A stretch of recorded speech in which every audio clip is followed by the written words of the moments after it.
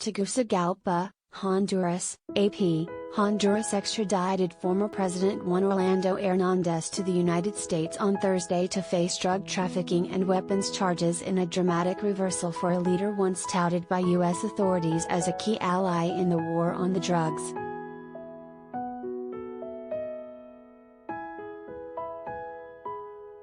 Just 3 months after leaving office, a handcuffed Hernández boarded an airplane with agents from the U.S. Drug Enforcement Administration bound for the United States, where he faces charges in the Southern District of New York.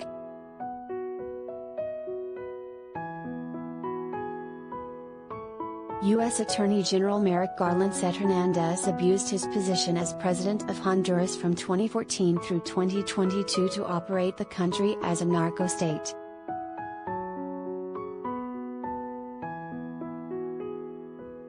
In court documents, U.S. prosecutors alleged Hernández was involved in a corrupt and violent drug trafficking conspiracy that moved more than 550 tons of cocaine to the United States.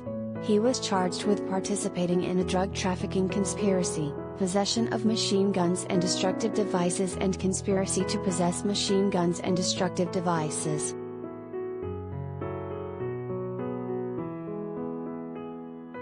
Prosecutors charged that Hernández received millions of dollars from drug cartels, including from notorious Mexican drug lord Joaquin El Chapo Guzman. They allege he used the money to finance his political campaigns and engaged in voter fraud in the 2013 and 2017 Honduran presidential elections.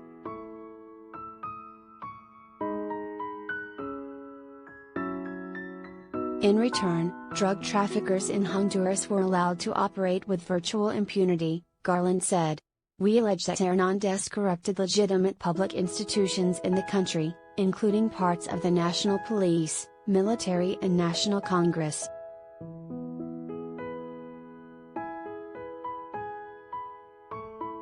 Hernández was arrested at his home in TEGUCIGALPA in February at the request of U.S. authorities. He was shackled and paraded in front of journalists, a sight many Hondurans never imagined seeing.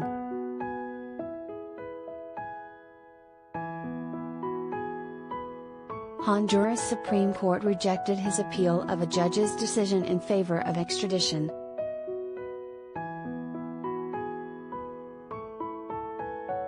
Drug trafficking fuels violent crime and addiction, it devastates families, and it ravages communities, Garland said. The Justice Department is committed to disrupting the entire ecosystem of drug trafficking networks that harm the American people, no matter how far or how high we must go.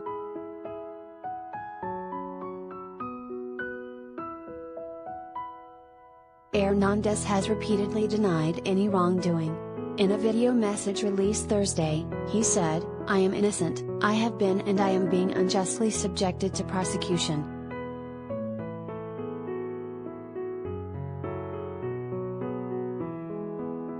He has said he is the victim of drug traffickers he extradited who are now lying to seek revenge.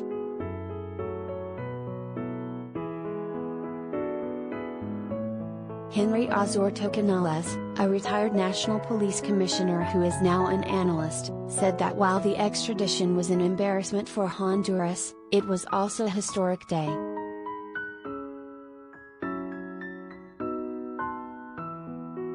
This is a start because it has begun with the largest political piece that the country had, and logically the rest of the pieces are going to fall, at least those closest to Hernández, Osorto said.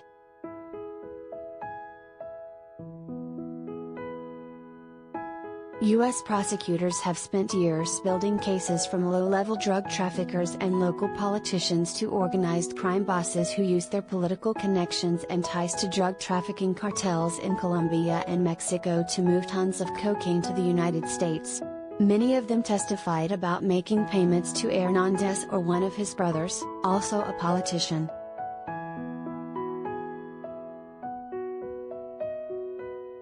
Hernández's brother Tony Hernández, a former congressman, was sentenced to life in prison in the same U.S. court on essentially the same charges.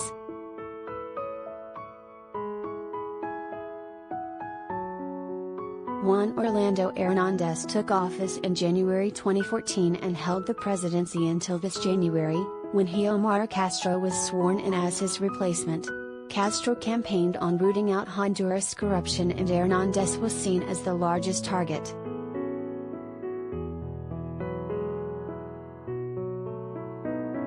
On Wednesday, Honduras Supreme Court denied an appeal from the former chief of the National Police, Juan Carlos Bonilla Valladares, better known as El Tigre or the Tiger.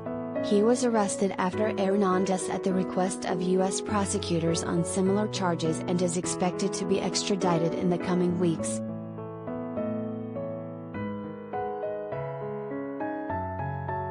U.S. prosecutors allege Bonilla assisted the movement of tons of cocaine through Honduras, working with Hernández and his brother Tony Hernández, both co-conspirators in the case in the Southern District of New York.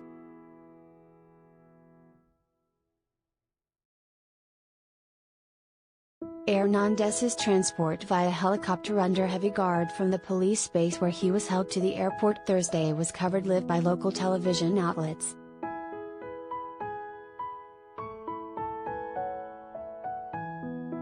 Some Hondurans stood outside the airport's perimeter fence to catch a glimpse of the former president boarding the plane with U.S. authorities. When Hernández's plane took off, some were seen jumping in celebration.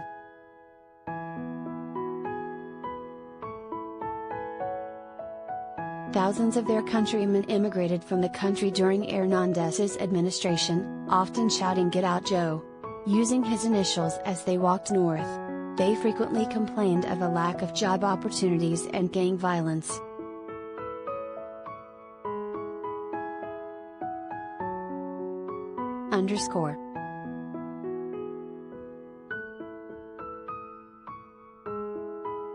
Balsamler reported from Washington.